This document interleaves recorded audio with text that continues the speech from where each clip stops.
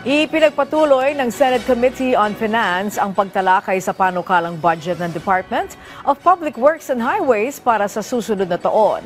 Ang sentro ng balita mula kay Daniel Manalastas, live.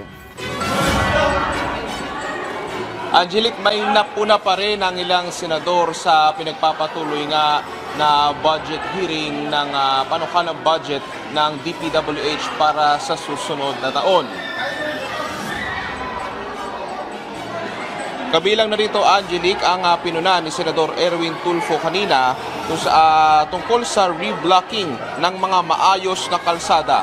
Base sa natatanggap na reklamo ni Tulfo ay tungkol sa mga sirang kalsada na paulit-ulit umanong binubungkal. Ang iba raw ay kakagawa lamang pero sa susunod na buwan ay bubungkalin muli upang isaayos. Mayroong hinala rito ang senador. May paliwanag naman si DPWH Secretary Vince Dizon. I would just like to add, Secretary, ito pong mga sinasabing duplication, could this be yung sinasabi ng mga kababayan natin na nirereklamo na katatapos lang ng project, bubungkalin na naman, sisirain na naman? Common po ito sa mga provinces. Sasabihin, katatapos lang yan, ka-inaugurate lang, next month, bubungkalin na naman. Pagkatapos, tirahin na naman, bungkal na naman. Yung may drill, dinidrill ka agad yung mga, kasi semento lang, hindi pa nga halos tuyo, dinidrill na naman after few weeks para maponduhan na naman. That's very ironic. Pero sa ngayon po, lahat ng reblocking, except for yung halimbawa, inaayos yung linya ng tubig o inaayos yung drainage, pinahinto po natin. No, ngayon po, as for kung ito po bang mga nakitang mga repetitive entries na to is a result of the reblocking, hindi ko pa po masasabi ngayon, Mr. Chairman.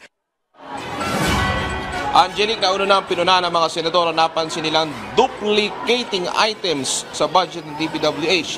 Tiniyak naman ni Secretary Dizon na may ginagawa silang hakbang para masolusyonan ang problema. Katulad ng panukala ng pagkakaroon ng pre-audit ng Commission on Audit imbis na sa post-audit lamang. Samantala, Angelic, sabi pa ni Secretary Dizon may ginagawa silang malinaw na guidelines kung kailan nga ba kailangan mag-reblock ng kalsada.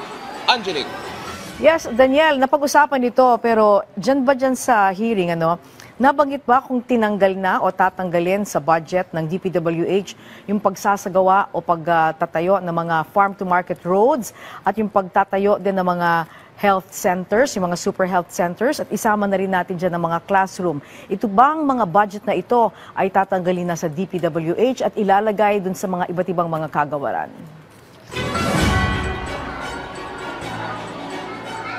Angelic, kung maalala ko lang, yan yung isa sa mga naging tugon noong 2025 budget. Kasi nga, kinuwestiyon ng ilang mga mababatas, bakit mas mababa yung budget ng DepEd. So, ang kinatuwiran nila ngayon ay nilaan ngayon para dun nga sa sinasabi mo, yung mga construction. So, yan yung mga inaabangan nating development sa mga susunod na araw kung saan marami na mga senador na nagsusulong na dapat talaga naman yung budget ng edukasyon ay talagang pinakamataas kasi yan din naman yung nakasaad sa ating konstitusyon. Yan din naman yung sinusulong din kadalasan ng mga senador sa kasalukuyan at maging ng ilan pang mga kongresista. Alright, maraming salamat, Daniel Manalastas.